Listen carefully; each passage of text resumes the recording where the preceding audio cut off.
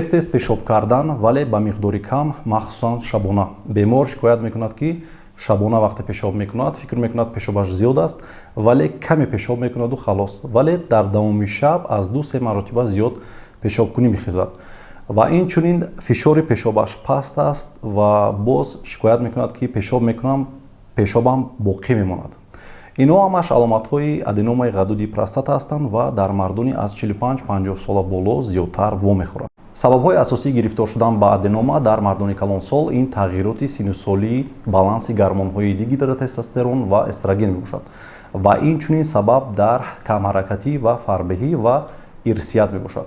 Агар дар шумо ин аломатҳо дида шавад, ҳатман ба уролог муроҷиат кунед. Аденома предстательных желез у пациента хроническая задержка мочи, объем остаточной мочи 270 мл. Как мы видим, вот у нас цистоскопическая картина, отличается выраженная трабекулярность. Это говорит о том, что пациент наш уже давно страдает от проблемы мочеиспускания. Вот сейчас с помощью лазерного аппарата